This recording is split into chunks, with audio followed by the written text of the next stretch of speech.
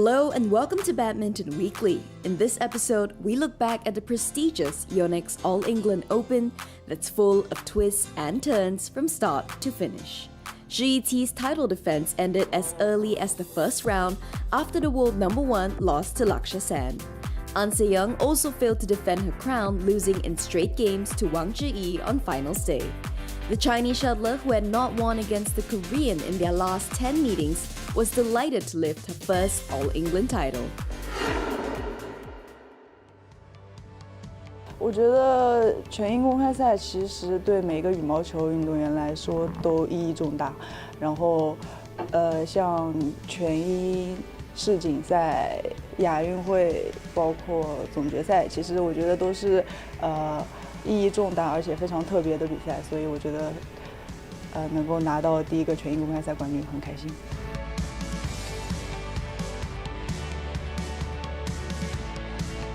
其实我觉得没有去想太多，因为在上周的决赛当中，其实也有成功的地方可以去复制到这次比赛，所以我觉得更多的是去思考如何在比赛当中把自己成功的地方，或者是打得好的地方能够持续的发挥出来，而不是去想，可能一些负面的这里面打好或者是怎么样。对。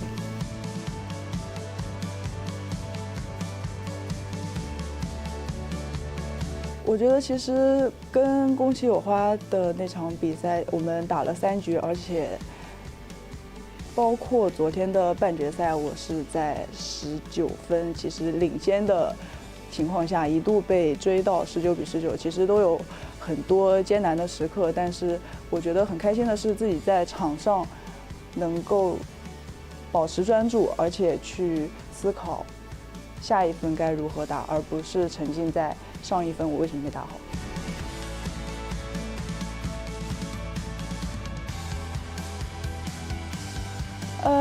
我觉得其实自己在战术上更有针对性吧，因为在之前跟他打的那么多次比赛中，吸取了一些成功的经验，然后我觉得主要是在出球的弧度上，然后自己在 多拍相持中更加耐心。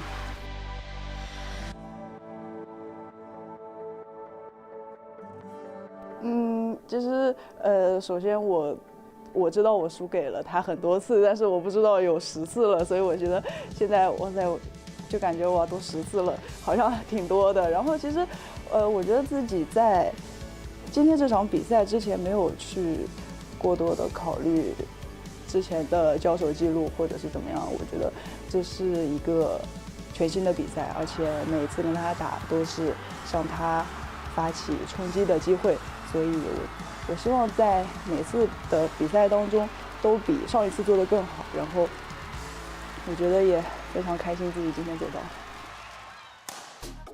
It was Lin Chun-Yi's first ever win as well in Birmingham. The world number 11 won his maiden All England title after beating Lakshya Sen in a tight contest on finals day. The victory also saw Lin become the first men's singles player from Chinese Taipei to lift the All England trophy. Here's Chris Langridge with more on Lin's impressive performance in Birmingham.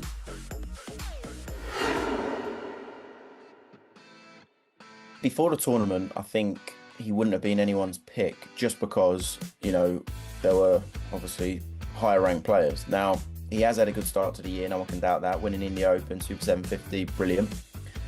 Having watched him play and being very fortunate to commentate on his matches a few times, the All England, he was very good, you know. And for me, the big one was the match I saw against Christo Popov, just because him was just very good. Like his attacking prowess, especially against Christo, was like out of this world. Anytime Christo lifted, even if it was a good lift, it didn't matter how good the lift was because Lin's attack was on the line. It was like he, you know, I honestly think he was hitting those shots better than I could place it on the line. Now the accuracy in a good position, I get that.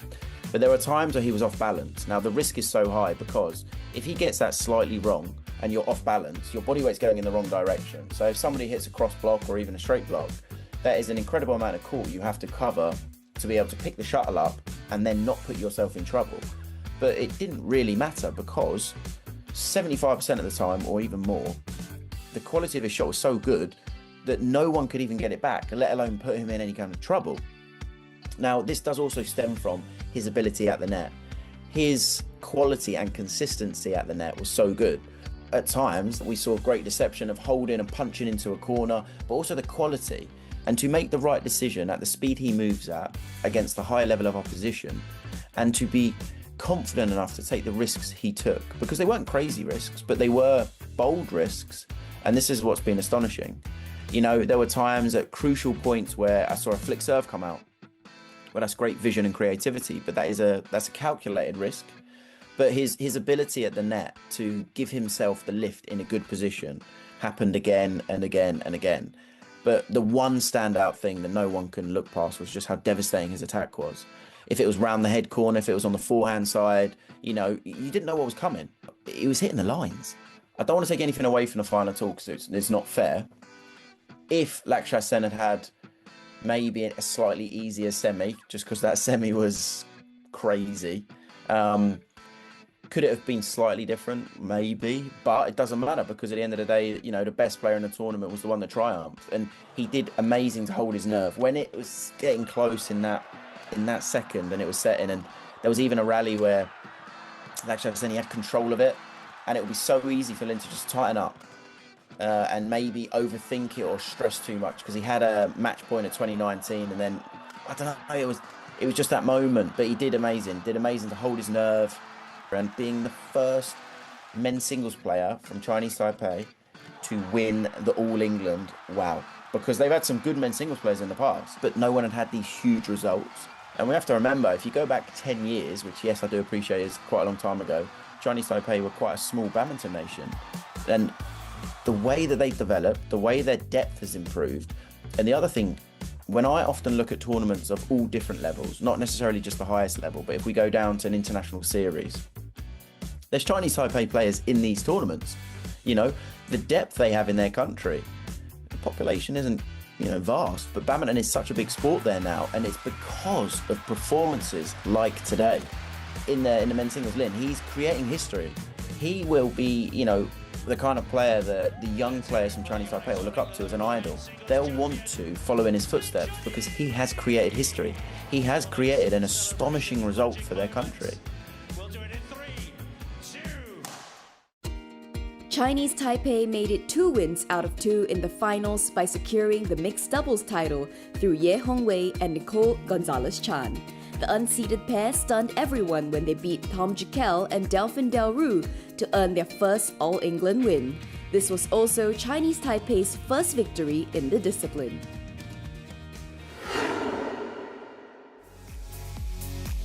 我最一开始其实没有想过全英，我小时候打球的梦想就是希望可以参加奥运会这样，然后就一步一步走到现在，然后就是也没有想到会拿到全英公开赛的冠军，而且是第一个冠军，就是全英公开赛，有点不可思议。我小时候的梦想也是一样以奥运为主。那其实我前2年成功了，那我其实奥运后的目标一直都没有想清楚，我真的到今天能拿到全英赛冠军，我真的觉得非常不可思议。那我既然拿到一个全英赛冠军，那我就有新的目标，然后新的动力再往前走。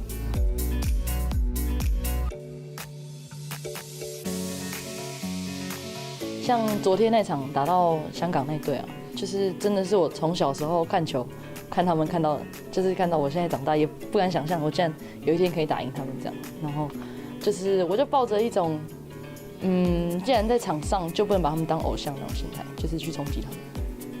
我觉得发挥最好应该是昨天打香港那一组的第3局吧，因为我觉得其实跟他们打过非常多次，那其实没有赢过半次啊。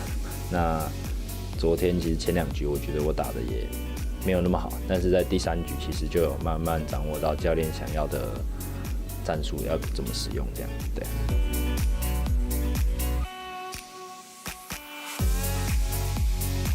我现在应该会想要把，既然1000等级冠军拿到，我就会想要把700、500，然后300都拿过一遍，这样就是看能不能凑齐。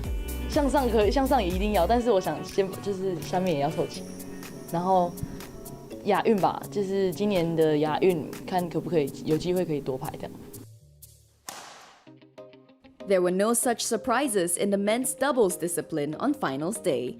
Kim Won-ho and Seo Seong-jae have successfully defended their All-England crown after edging past Aaron Chia and So Wee-ik in a thrilling three-game battle.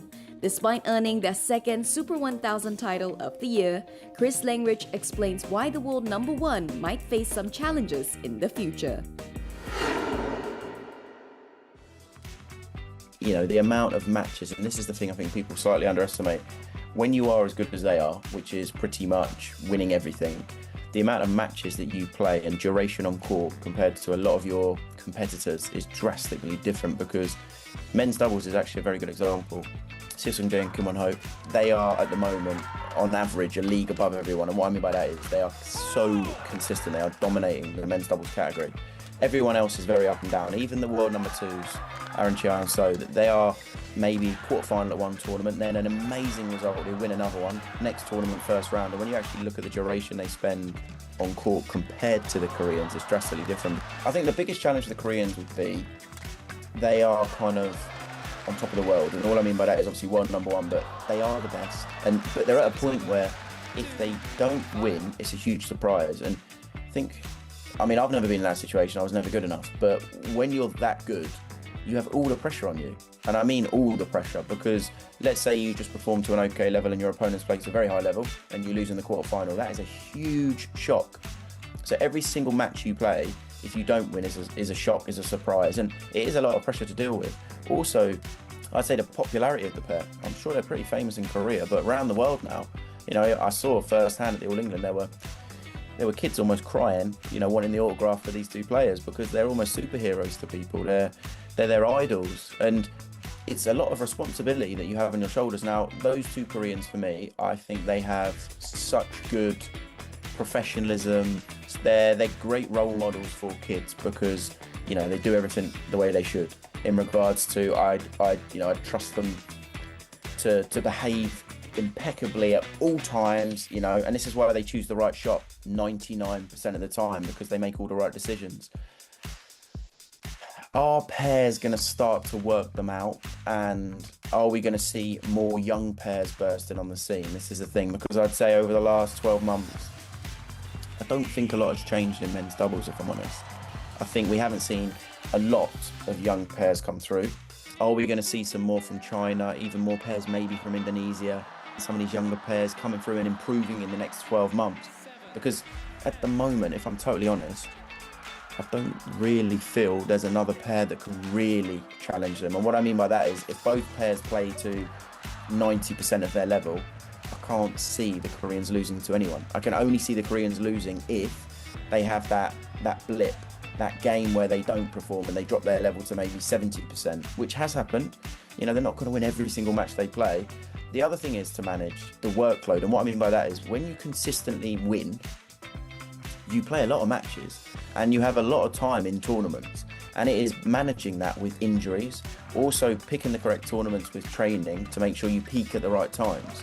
And this is something that they will have to try and manage in a way. But, you know, I've got full faith in the Korean system now.